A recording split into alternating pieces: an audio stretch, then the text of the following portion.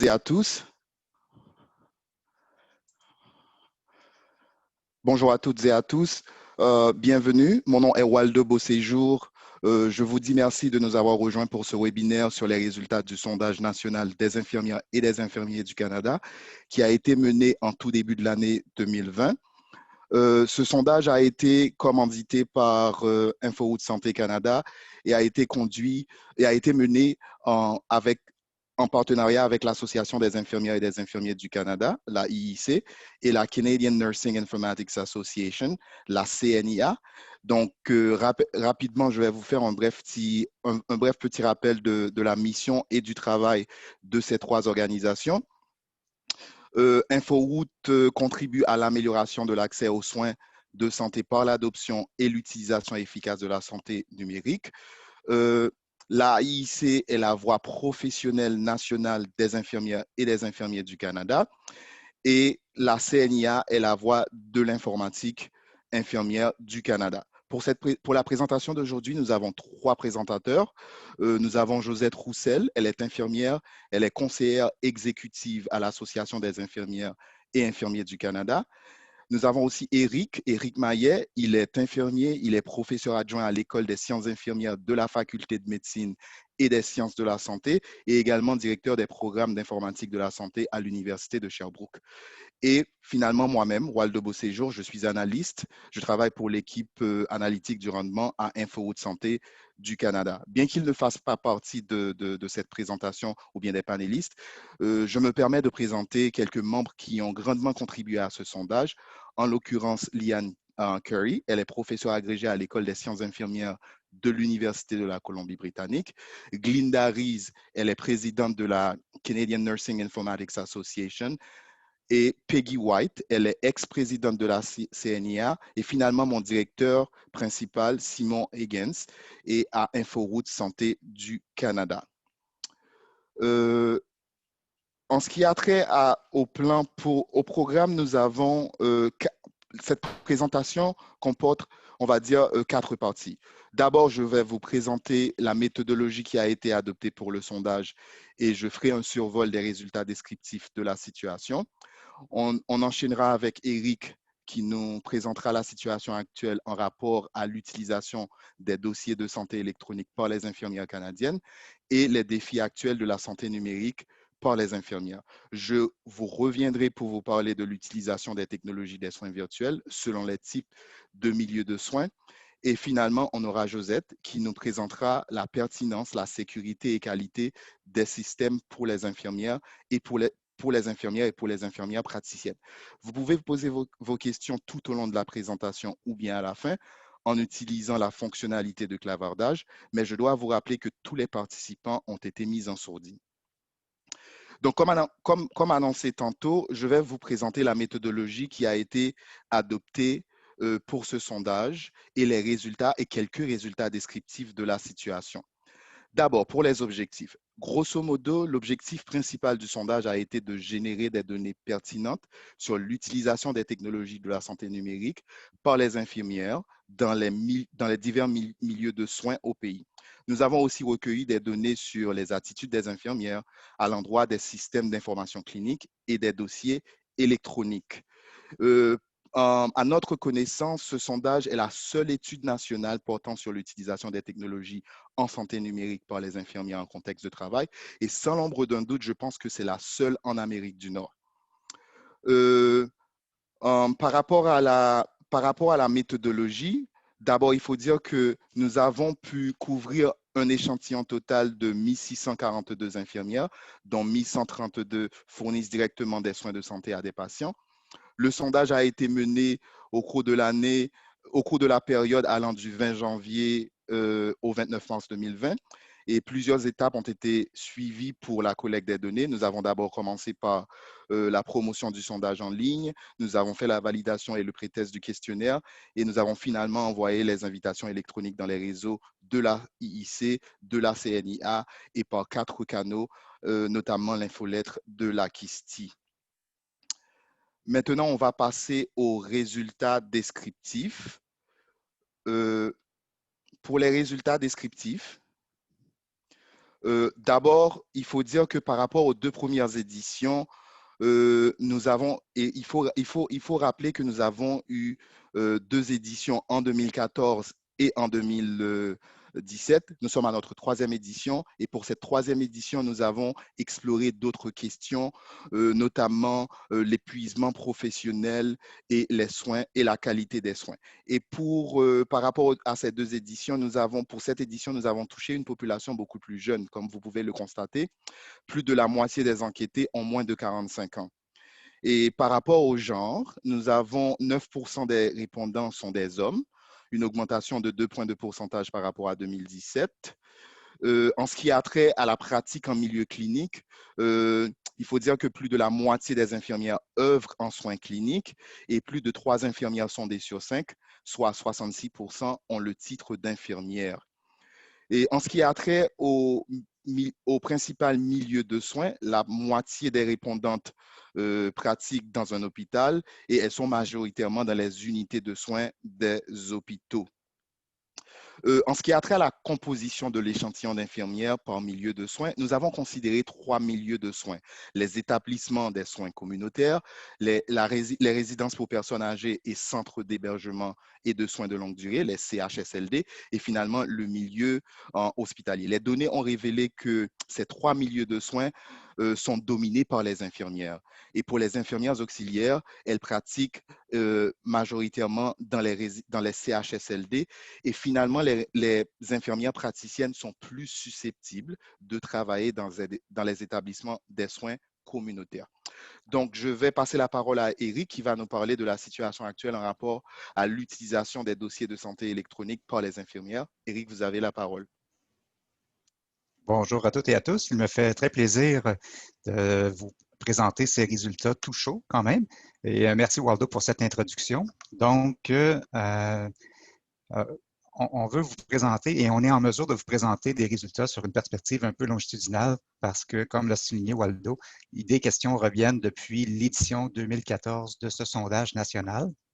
C'est tout un défi de faire un sondage comme ça parce que le système de santé peut être articulé de différentes façons d'une province, d'un secteur à un autre. Les artefacts TI peuvent un peu différer aussi, mais je pense que cette édition du sondage a été celle qui est peut-être la mieux intégrée pour vraiment avoir une bonne vue d'ensemble de tout ce qui se passe au niveau national. Et commençons avec les types de systèmes d'information qui sont utilisés. Donc, si on regarde, depuis 2014, on note une détérioration, malheureusement, des systèmes hybrides qui sont utilisés. Donc, par système hybride, on entend par systèmes qui sont à la fois papier et électronique. Toutefois, on note une amélioration du côté des systèmes qui sont entièrement électroniques utilisés au pays. Donc, on dirait que le système hybride est vraiment un passage obligé qui peut être long puisque c'est un changement qui est incrémental, mais on sait aussi que ça peut se traduire par des risques en termes de qualité et sécurité des soins.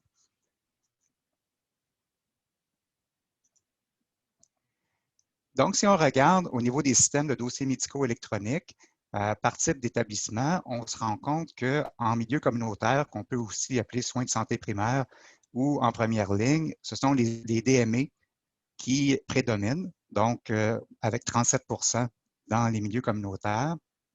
C'est dans les milieux pour personnes âgées, CHSLD, où on note le plus faible taux de système entièrement électronique. Donc, c'est une forte prédominance de systèmes hybrides ou totalement papier. Et c'est en milieu hospitalier où on note le moins, ou à peu près le moins de systèmes entièrement papier. Mais on note la plus grande proportion de systèmes hybrides. Pour ce qui est de la satisfaction envers l'utilisation des types de systèmes de dossiers, pour faciliter la visualisation des résultats, on comprend que les systèmes électroniques et papier, donc les systèmes hybrides, donnaient un taux de satisfaction qui était moins intéressant de la part des utilisateurs. Donc, les infirmières qui utilisent des systèmes qui sont entièrement électroniques se sont dites davantage satisfaites, très satisfaites ou plutôt satisfaites que celles qui utilisaient des systèmes hybrides. On note quand même 17% d'infirmières qui utilisent des systèmes entièrement électroniques, qui sont plutôt insatisfaites et très insatisfaites. Donc, il y a peut-être quelque chose à explorer de ce côté-là dans une prochaine édition du sondage. Pour ce qui est des systèmes entièrement électroniques, on a réalisé, en comparant avec les systèmes hybrides, que ces systèmes-là appuient davantage d'importants aspects de la pratique infirmière. Donc, si on parle d'accès à l'information complète, de communication avec l'équipe soignante, de continuité de soins, de coordination des soins, de prise de décision clinique, de facilitation de l'enseignement aux patients ou de communication avec les patients, c'est vraiment quelque chose qui est davantage supporté par les systèmes d'information clinique entièrement électroniques. Donc, on voit aussi la proportion aussi des activités. Et il faut se rappeler que ces résultats-là étaient avant l'arrivée de la pandémie COVID-19. Donc, probablement que si on répétait ce sondage-là actuellement, le volet communication avec les patients aurait pu probablement changer. Les systèmes entièrement électroniques se prêtent mieux aux activités opérationnelles que les systèmes hybrides plutôt. Donc, en ce qui a trait aux résultats cliniques, rapport sur la sécurité des patients, l'amélioration continue de la qualité, rapport sur la qualité des soins infirmiers, la planification stratégique, gestion des lits, examen du rendement, affectation du personnel. Bien évidemment, ça dépend des fonctionnalités qui sont offertes par les systèmes en question. Mais encore une fois, on note que lorsque le système est entièrement électronique, les systèmes supportent davantage des activités opérationnelles. Maintenant, on voit apparaître de plus en plus des technologies qui sont mobiles et qui sont accompagnées de fonctionnalités essentielles pour supporter les soins et la communication entre les membres de l'équipe. Et les infirmières, comme membres centrales de toute l'équipe de soins, ont besoin effectivement de ces bonnes technologies-là pour être en mesure de mieux communiquer avec l'équipe et de supporter les soins qui sont prodigués aux patients. Donc, si on compare les résultats pour ces deux catégories-là de fonctions vraiment essentielles ou plutôt essentielles, mais on note une augmentation en 2020 par rapport aux résultats qui ont été sondés en 2017. C'est une question qui n'avait pas été sondée en 2014. Ce sont de bonnes nouvelles. Il y a encore du travail à faire parce que malheureusement, il y a des défis qu'il faudra surmonter pour accélérer le passage des systèmes hybrides à des systèmes entièrement électroniques. Donc, les obstacles qui se dressent actuellement pour les infirmières qui, rappelons-le, représentent le groupe de professionnels le plus nombreux de tout système de santé. Donc, bien outillées, les infirmières peuvent vraiment faire la différence pour les patients, pour les établissements et pour le système tout entier. Donc, actuellement, les entraves ou les obstacles les plus marquants sont liés au manque de permission pour accéder à des systèmes, le manque d'équipement, donc poste de travail, appareil mobile par exemple, l'obligation d'ouvrir de multiples sessions en utilisant simultanément plusieurs systèmes. Donc ça, c'est un enjeu de taille, ainsi que l'utilisation simultanée de dossiers électroniques et papier. Donc, on ne voit pas l'affichage ici. Mais dans l'ensemble, on peut quand même comparer 2014, 2017 et 2020 pour voir qu'il y a une amélioration de ce côté-là, mais qu'il y a des défis qui persistent. Les défis aussi sont souvent liés à des contournements qu'on appelle plus communément en anglais des workarounds, donc des difficultés liées à la convivialité du système qui engendrent beaucoup de manipulations. Donc, l'équipement ne répond pas particulièrement aux besoins des soins, des besoins de la discipline infirmière. L'information clinique ne répond pas à leurs besoins professionnels. Le système n'est pas aligné avec les flux de processus cliniques. La formation reçue est inadéquate, trop de temps pour se connecter au système, trop de tâches d'autres natures à accomplir. Donc, on voit que c'est variable, tout dépendant de la question qui était posée. Mais de façon générale, on voit qu'il y a une amélioration quand même assez intéressante, encore une fois, pour le volet entièrement électronique, surtout pour le dernier élément qui dit que 30% des infirmières qui utilisent un système entièrement électronique n'entrevoient aucun obstacle à leur pratique professionnelle, ce qui est très intéressant.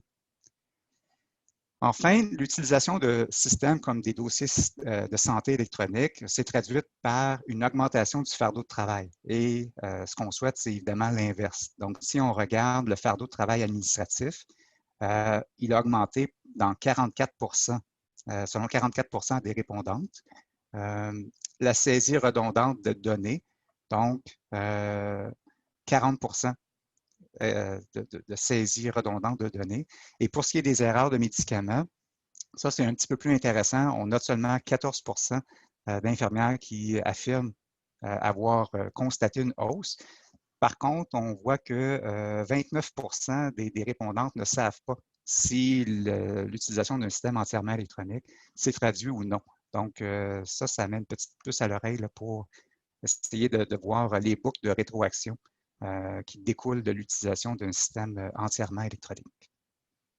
Donc, je repasse la parole à Waldo. Merci à vous.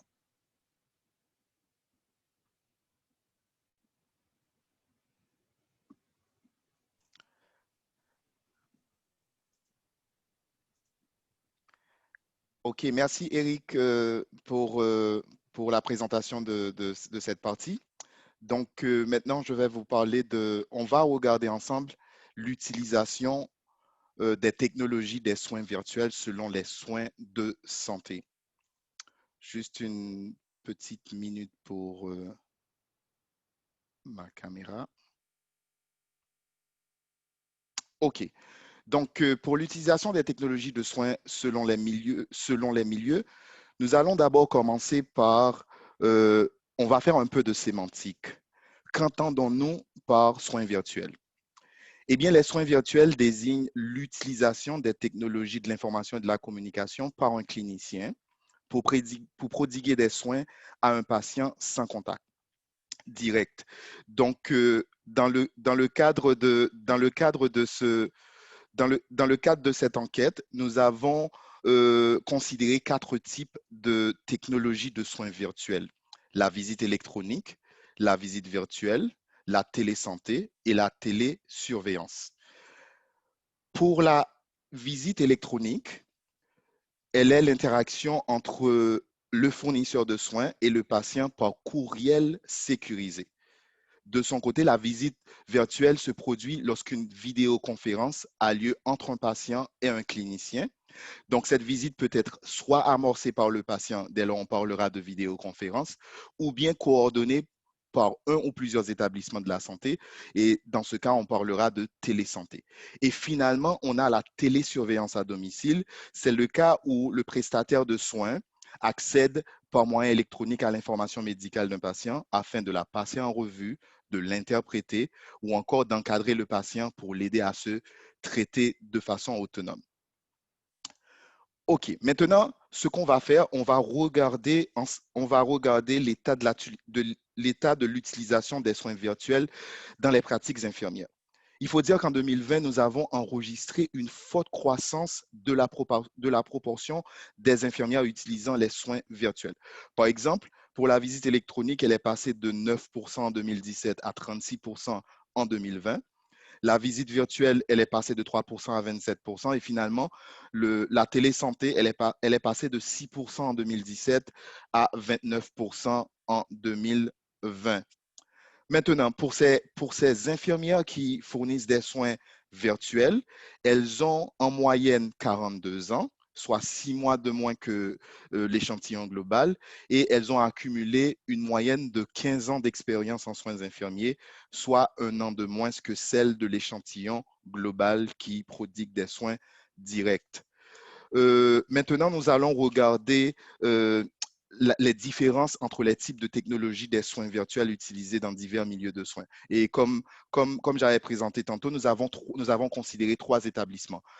On a les établissements de soins communautaires, on a les résidences pour personnes âgées, les CHSLD, et finalement le milieu hospitalier.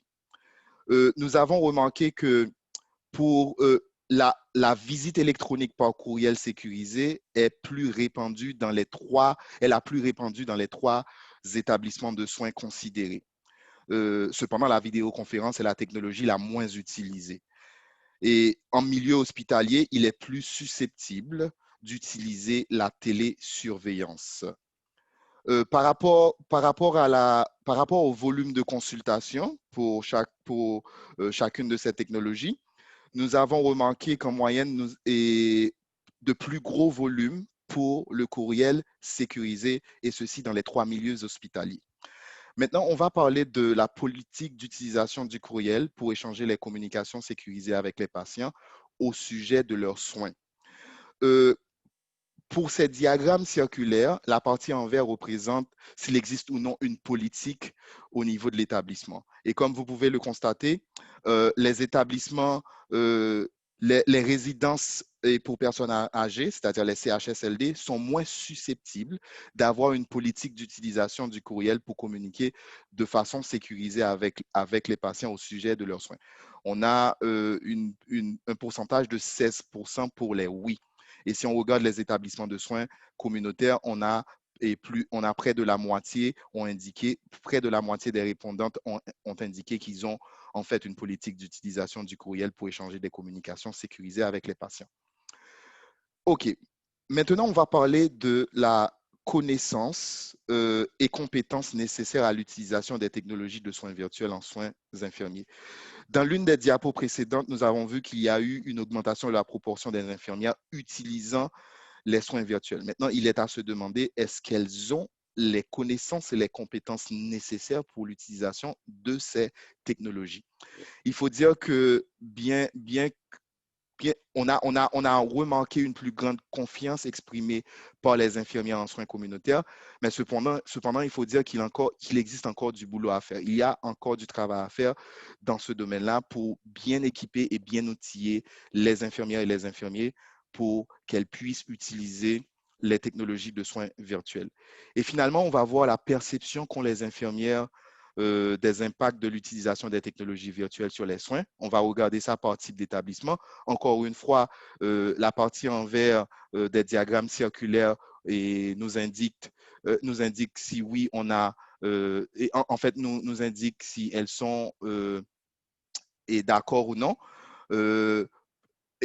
Et ce qu'on a remarqué, on a remarqué que les perceptions qu'ont les infirmières des impacts de l'utilisation des technologies virtuelles varient selon les établissements. Par exemple, les infirmières qui pratiquent dans les établissements des soins communautaires sont plus susceptibles, elles sont près de 62%, de convenir que la vidéoconférence ou la télésurveillance les aide à donner des soins plus efficaces que celles des deux autres types d'établissements. Je vais passer la parole à Josette qui va vous parler de la pertinence, la sécurité et qualité des systèmes pour les infirmières et les infirmières praticiennes. Josette, vous avez la parole.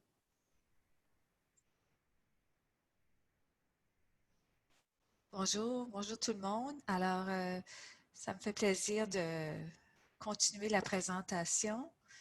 Je vais juste bouger ma diapo.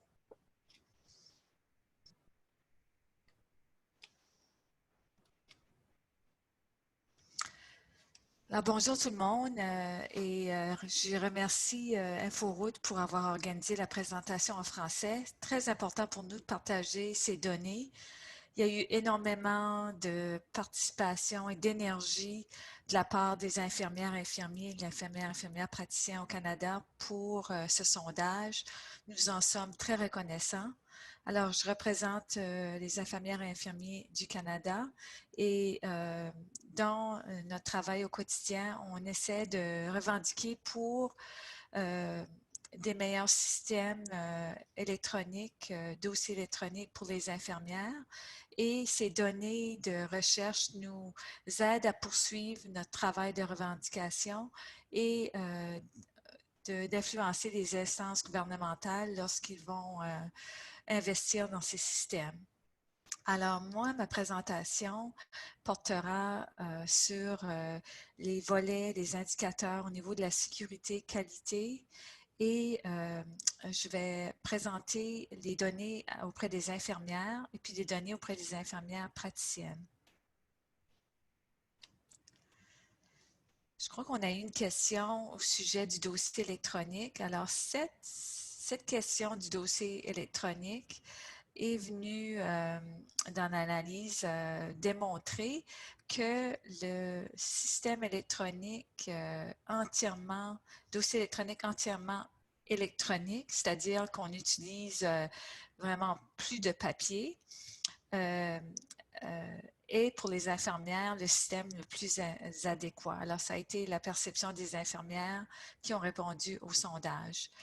Et ce qui est intéressant avec ces données, c'est que les infirmières qui utilisent le dossier électronique dans leur établissement, en général, trouvent que les dossiers sont adéquats, même s'il y en a qui disent que c'est inadéquat. Alors, même entièrement à l'extérieur de si c'est électronique ou pas, le dossier d'information clinique est perçu comme adéquat dans la majorité des répondants.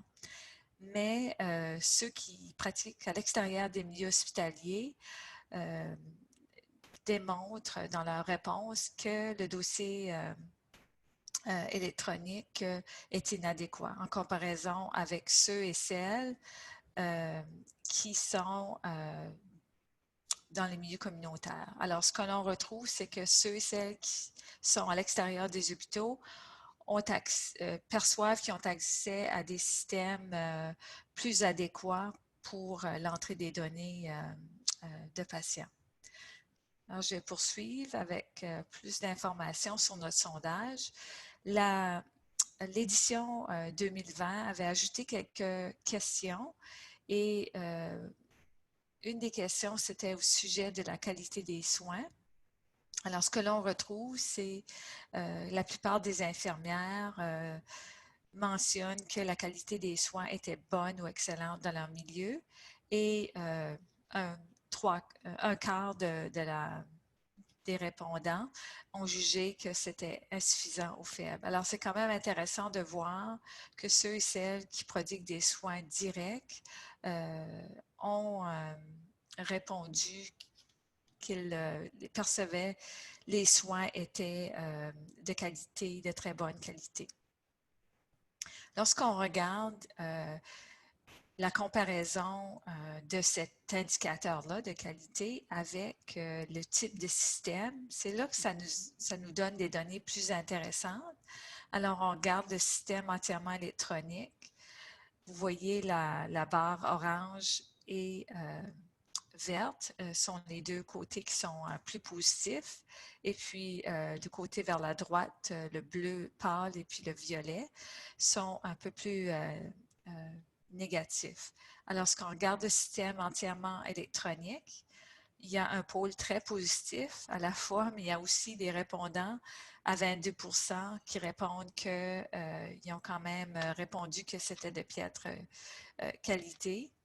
Alors, ça nous donne des données qui nous poussent à pousser un petit peu plus dans le futur pour regarder nos indicateurs.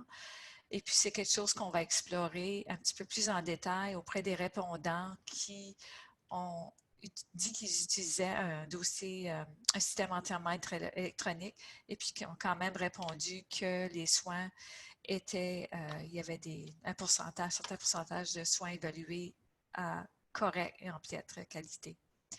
Ceux et celles qui utilisent des systèmes hybrides, bien entendu, répondent qu'il y a un peu moins de pourcentage élevé au niveau de la qualité des soins. Et puis, le système qui a des moins bonnes réponses auprès des infirmières, c'est le système papier. Alors, vous voyez que 39% expriment que ceux et celles qui utilisent des systèmes papier, que la qualité est moindre avec ces systèmes-là. On a aussi regardé, en raison de ce qu'on entendait parler, et puis Eric en a mentionné certains aspects des barrières au sujet d'utilisation des systèmes électroniques. On voulait regarder un indicateur au niveau de l'épuisement professionnel. Comme on a mentionné, ce sondage a été fait au début de l'année 2020. Puis ce que l'on a remarqué, c'est qu'avec encore le groupe d'infirmières qui donnent des soins directement aux patients, à peu près 44% se disaient stressés, mais pas épuisés. 29% aucun symptôme. Et puis, le reste avait rapporté 20% un ou plusieurs symptômes. Et puis, dans le plus bas niveau, 5% symptômes tenaces, épuisés à 2%.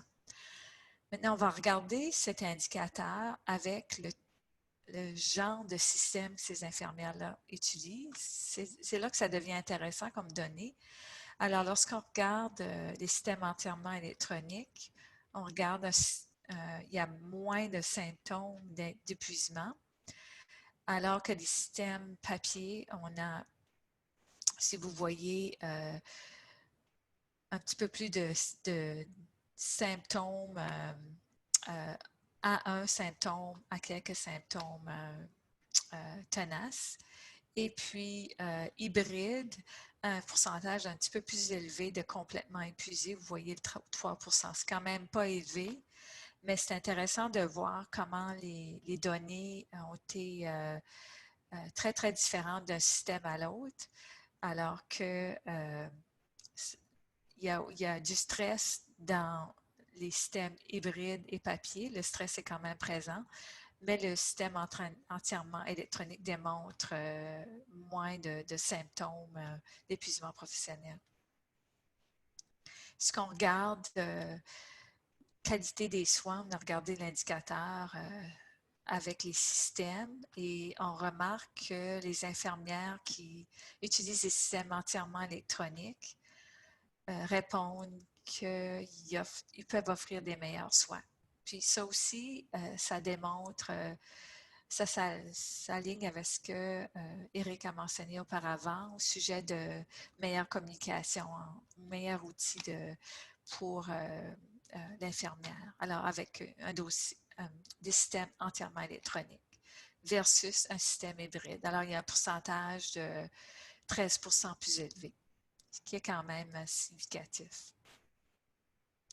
Lorsqu'on regarde les infirmières et puis leur utilisation de systèmes entièrement électroniques versus hybrides, avec les erreurs de médicaments, on remarque qu'il y a moins d'erreurs avec les systèmes électroniques comparativement avec les systèmes hybrides. C'est ce que les données nous ont démontré. Maintenant, je vais poursuivre avec les résultats spécifiques aux infirmières praticiennes.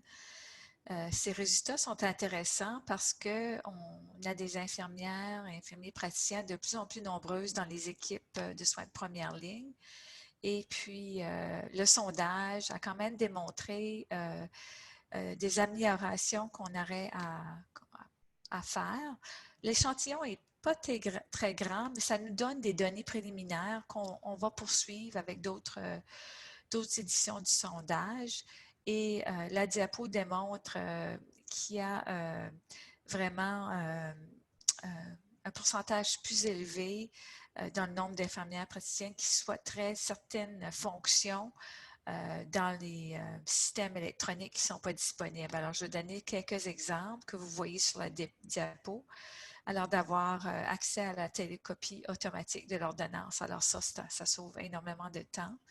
Transmission électronique de l'ordonnance à la pharmacie. Tous les accès mobiles, Eric en a parlé, les outils mobiles, alors surtout pour les médicaments, pour l'enseignement aux patients. Impression de dossiers électroniques, enseignement d'informations aux patients, impression d'ordonnances, alors etc. C'est ce qui a été démontré avec les réponses de notre échantillon d'infirmières praticiennes. Alors, ce sont les priorités qui ont été identifiées concernant la prescription pour les informations reliées aux médicaments. Alors, on aimerait, auprès des infirmières praticiennes, avoir accès aux listes de médicaments couverts par le régime public. Ça sauve énormément de temps. Accès au profil pharmacologique des provinces. Groupe d'ordonnances ou lignes directrices fondées sur les données probantes. Puis avoir des alertes spécifiques pour les médicaments. Et puis, avoir accès à un régime de coûts de médicaments.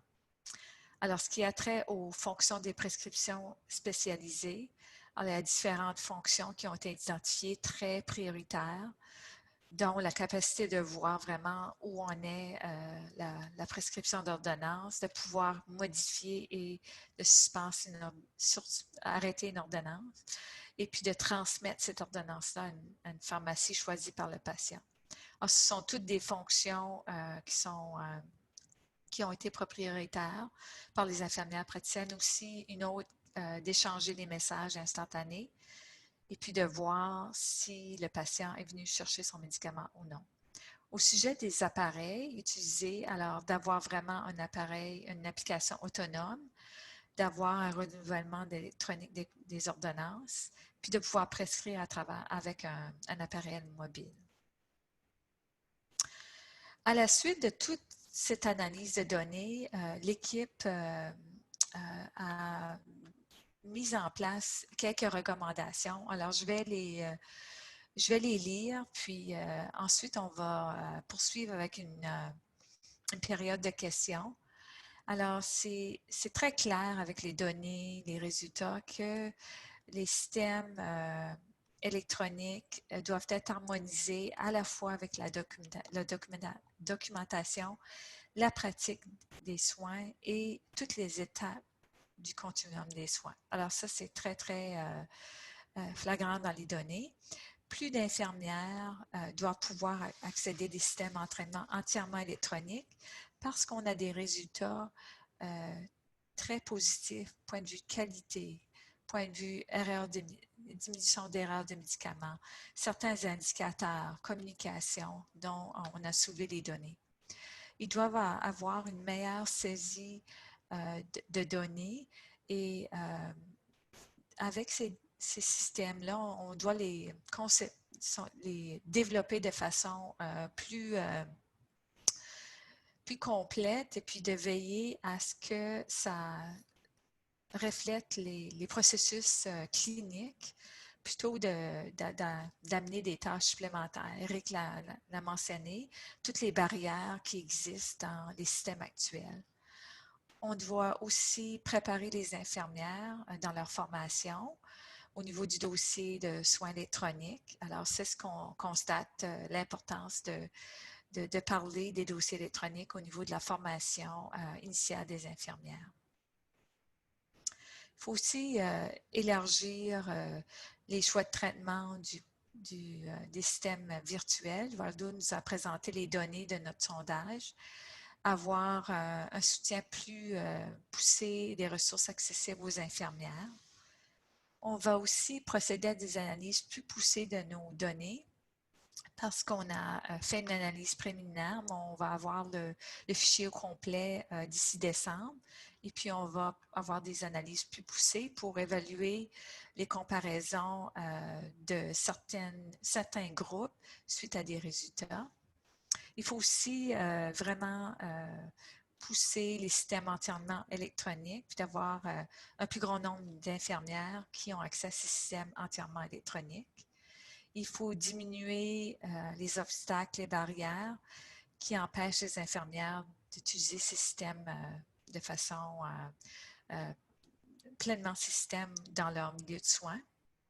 Il faut aussi déployer ces systèmes-là entièrement électroniques dans de plus grands nombres de milieux de soins, à la fois dans les milieux hospitaliers, dans les milieux communautaires et dans les milieux de soins de longue durée.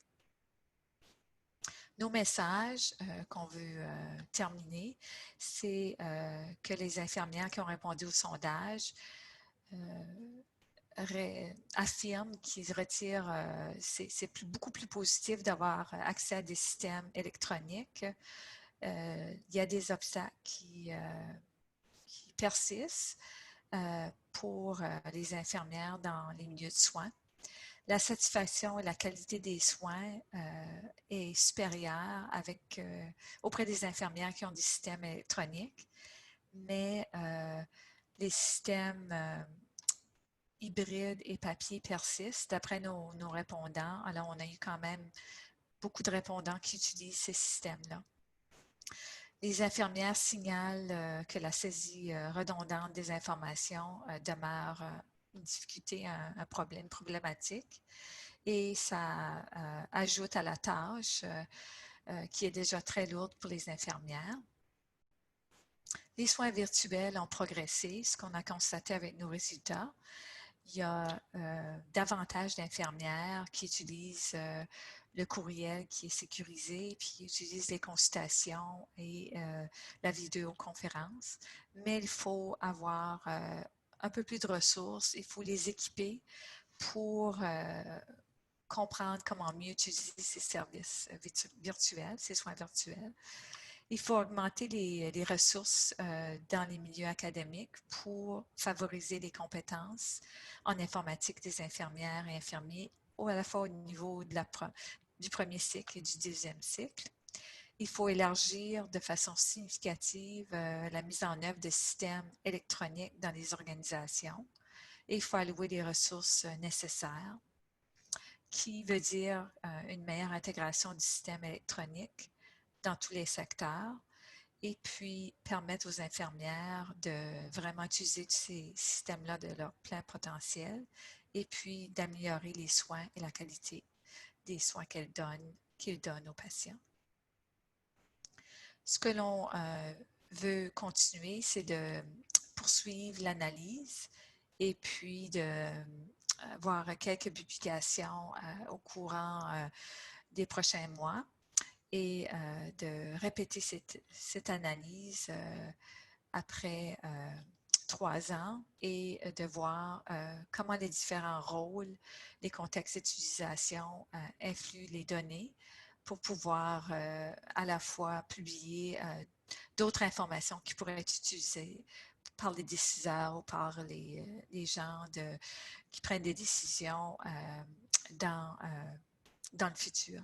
Alors, je vais laisser la parole à ma collègue qui va gérer l'écran et puis on va répondre à vos questions. Je vous remercie. Merci, Josette. Nous avons déjà des questions assez intéressantes. Il y a une première question, c'est par rapport au dossier de santé électronique. Donc, je vais lire la question et je sais que Josette, vous avez proposé de répondre à cette question. C'est lorsqu'il y avait l'utilisation du DSE, est-ce dans le cadre d'un système hybride ou entièrement électronique? Alors, Eric a répondu à la question et puis les dossiers électroniques, peut-être je vais laisser à Eric de répondre parce qu'il a répondu à la question et puis on pourrait poursuivre avec peut-être un petit peu plus de détails si le temps nous permet. Bien, pour compléter ma réponse écrite, cette diapo-là qui a été présentée, c'est vraiment pour l'échantillon d'infirmières qui utilisent un dossier de santé électronique, que ce soit dans un environnement entièrement électronique ou dans un environnement hybride. Donc, c'est sûr qu'on pourrait se demander, est-ce que les résultats un petit peu alarmants, notamment concernant la saisie redondante de données, on le conçoit très facilement dans un milieu hybride. Donc, les infirmières doivent saisir à la fois de l'information dans des systèmes papier qui persistent et à la fois dans des systèmes électroniques. Sauf que si on fait un examen plus attentif des données, on se rend compte qu'il y a quand même 35% des infirmières qui estiment que dans un système entièrement électronique, elles doivent encore saisir à plus d'un endroit l'information. Donc, l'intégration dans le système n'est pas nécessairement gagnée quand on est dans un mode entièrement électronique. Donc, il y a une amélioration, oui, entre 43% versus 35%, mais il peut quand même y avoir une conception sous-optimale ou des améliorations à apporter au système pour que la donnée granulaire soit saisie le moins de fois possible et réutilisée le plus de fois possible. C'est ça la force des technologies de l'information et des communications, c'est d'être capable justement de bien gérer les informations et aussi les savoirs infirmiers pour être capable de permettre des gains de temps, une meilleure performance des infirmières au bénéfice des patients et de leurs familles.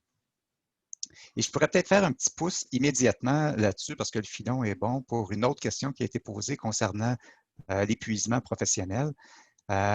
Ces systèmes-là, de par leur conception peut-être pas nécessairement optimale, je parle juste des systèmes entièrement électroniques, mais on peut parler aussi des systèmes hybrides, la fragmentation, les interruptions, la surcharge cognitive sont des éléments qui, à la longue, vont fatiguer l'infirmière, vont au final l'épuiser et malheureusement altérer son processus décisionnel, se traduire par des interventions qui ne sont peut-être pas les meilleures et par conséquent des retombées patients qui sont en deçà du plein potentiel du jugement clinique de la clinicienne.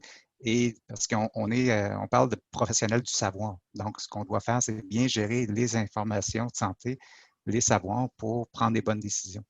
Donc, on note quand même un épuisement qui est moindre. On l'a vu avec les diapos de Josette, dans un environnement entièrement électronique. Donc, limiter la fragmentation, forcer une plus grande intégration a un impact très positif de ce côté-là. Je vais juste ajouter à cette question que l'équipe de recherche avec qui on travaille va vraiment regarder cet indicateur-là avec d'autres données pour essayer de voir s'il y a des relations avec certains autres aspects des résultats du sondage. Alors, c'est de pousser l'analyse un peu plus sur les indicateurs des différents secteurs, différents groupes d'infirmières. Alors, on n'a pas la réponse présentement, mais en regardant l'ensemble des données, on va essayer de voir s'il y a des relations. Ça va être Eric et une collègue de la Colombie-Britannique qui vont regarder ces indicateurs-là pour voir si on peut faire des relations. Parfait. En fait, il y a une autre question, c'est est-ce que le sondage incluait des éléments ou indicateurs associés à la question de perception et la qualité de soins? Je vais me permettre de répondre à cette question et Josette, Eric, si vous avez des éléments de réponse, vous pouvez ajouter. Donc, pour ce sondage, nous avons trois types de questions et entrer à la qualité de soins. Nous avons une question globale. Et cette question a été posée à tout le monde.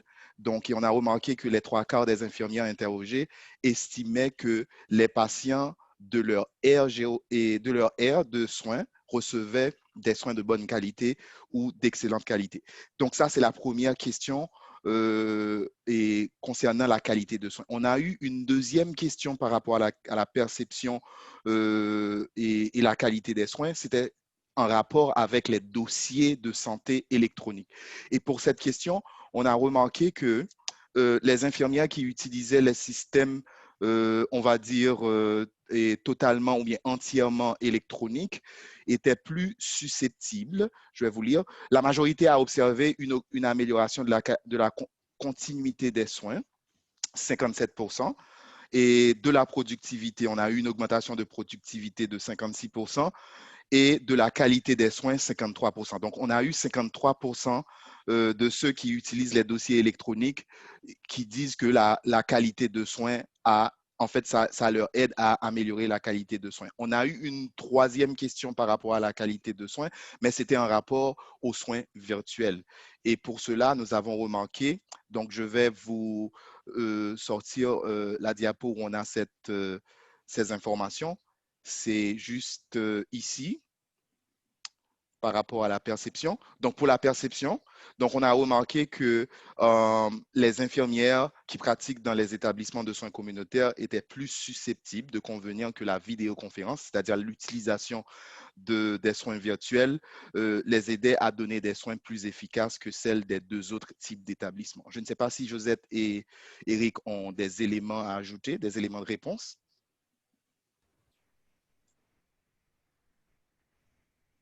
Non, ça va. Encore pour expliquer aux participants que nous allons faire d'autres analyses un peu plus poussées. Puis certaines de ces indicateurs vont être comparés, faire des comparaisons de groupes pour voir s'il y a des résultats différents. Parce qu'on a regardé les groupes de façon très homogène, là, plus de réponses au complet. Alors, avec une analyse plus poussée, on va pouvoir faire des comparaisons pour déterminer s'il y a des différences qui sont remarquées, qui sont significatives. parce que c'est un sondage qui a été répondu. On a regardé surtout dans nos échantillons ceux qui donnent des soins directs aux patients, des soins aux patients, pour vraiment déterminer qu'est-ce qui se passait au niveau des milieux, puis comment on pouvait améliorer le vécu de ces personnes-là. Peut-être qu'Éric a quelque chose à ajouter. Pas par rapport à cet élément-là de qualité, mais effectivement, on va pousser plus loin parce qu'en ce moment, déjà, c'est un défi de rapporter des résultats à l'échelle nationale, considérant toutes les variations régionales, provinciales qu'il peut y avoir aussi. Mais ça, l'aspect qualité des soins qui a été ajouté, ainsi que le volet épuisement professionnel, sont des éléments actuellement qui sont très préoccupants dans le sens que on a longtemps misé sur la question de l'acceptation et l'adoption des systèmes parce qu'on était de façon prédominante à ces phases-là de l'implantation et du déploiement des systèmes.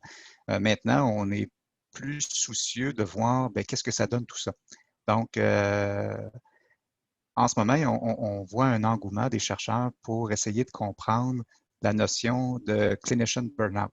Donc, oui, on adopte les systèmes, on voit des bénéfices, on souligne et signale des entraves à la pleine utilisation, au plein potentiel de ces systèmes-là, mais on veut voir qu'est-ce que ça donne concrètement au niveau de la qualité des soins et au niveau de l'épuisement professionnel. Donc, c'est la raison pour laquelle on a ajouté ces nouvelles questions-là.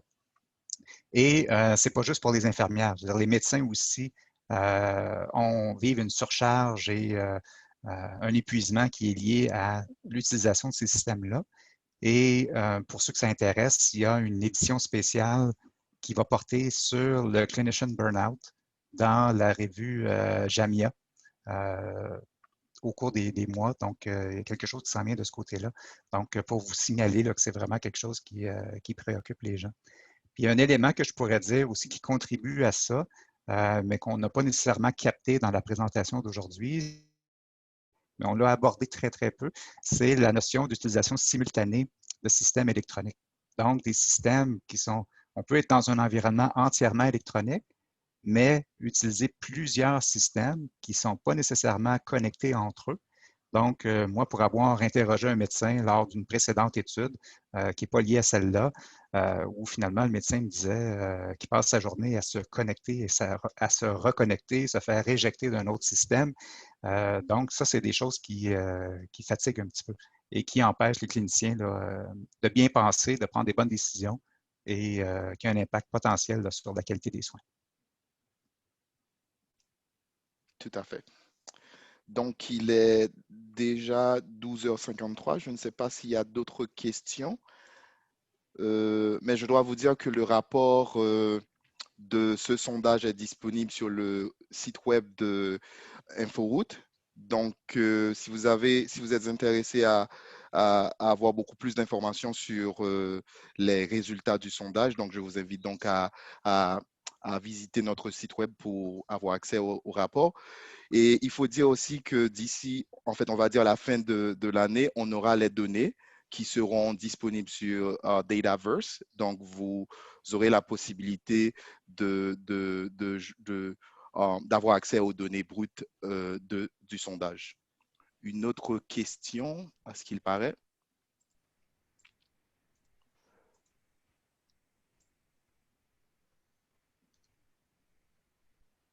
En fait, il y a une autre question sur la base, je pense que ce sera la dernière pour aujourd'hui. Sur la base des résultats obtenus, est-ce que ce sont les compétences infirmières qui sont à consolider ou ce serait plutôt la convivialité, l'utilisabilité, l'interopérabilité et l'intégration complète des systèmes électroniques qui devraient être les objets d'amélioration centrés sur les utilisateurs? Et je pense que la personne a ajouté une note pour dire qu'avec la COVID-19, il y a une introduction accélérée des technologies, autant en santé qu'en enseignement. Ce faisant, les compétences à développer risquent d'être celles requises au nouveau système ou encore à ceux qui sont les moins conviviaux intuitif pour rencontrer les finalités des utilisateurs. Et ces utilisateurs étant multiples, gestionnaires, infirmières, médecins, autres professionnels, patients et les finalités. Je ne sais pas si Josette ou... Et merci pour la note, en fait. Je ne sais pas si Josette ou Eric a des éléments de réponse par rapport à cette question. Moi, je peux commencer à répondre. Très bonne question. Et puis, ce que l'on a constaté avec les résultats, c'est un peu de tout ce que vous avez mentionné. C'était avant la COVID, mais on a constaté ces éléments-là de barrières. Eric les a mentionnés au niveau de la convivialité, besoin de bien connaître les systèmes, l'intégration des systèmes sont des éléments qui sont encore présents et à améliorer. Ce que l'on constate aussi, que les compétences sont très importantes parce qu'il y a des compétences qui n'ont pas été obtenues par toutes les infirmières parce que les systèmes changent et ont changé énormément depuis les 10 dernières années. Alors, ces deux, on ne peut pas dire si un est plus important que l'autre. Ce sont tous des résultats qu'on a soulevés avec le sondage et puis qui sont importants à considérer. Je vais laisser Eric à présenter peut-être un peu plus d'informations, mais c'est ce que l'on a constaté. Puis on reconnaît qu'il faut travailler sur ces éléments-là. C'est effectivement une très bonne question parce qu'elle vient avec une série de très bonnes réponses spontanément. Donc, je dirais que tous les éléments qui sont soulignés dans la question sont tout à fait pertinents et exacts à des degrés divers dépendamment. Donc, c'est sûr qu'éventuellement, nous sommes curieux d'aller voir les différences, donc la variation d'une région à l'autre, d'une province à l'autre, par exemple. C'est sûr que la question de la pandémie est très intéressante parce qu'on peut voir des dossiers qui ont longtemps fait l'objet de résistance et qui soudainement se sont spontanément débloqués. Donc, la capacité de changement, la capacité d'innover est très grande.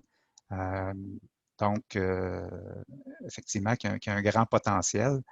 Et c'est important aussi d'accélérer le processus parce que on voit qu'on peut avoir des bénéfices, mais la transition entre papier et électronique est excessivement longue et on ne veut pas aller trop vite parce qu'on a de la lecture scientifique qui démontre qu'en allant trop vite, ce n'est pas mieux non plus. Sauf qu'au stade où nous en sommes en ce moment, nous avons des leçons apprises dans notre propre pays qu'on peut très bien contextualiser et adapter d'une région à une autre, d'un établissement à un autre.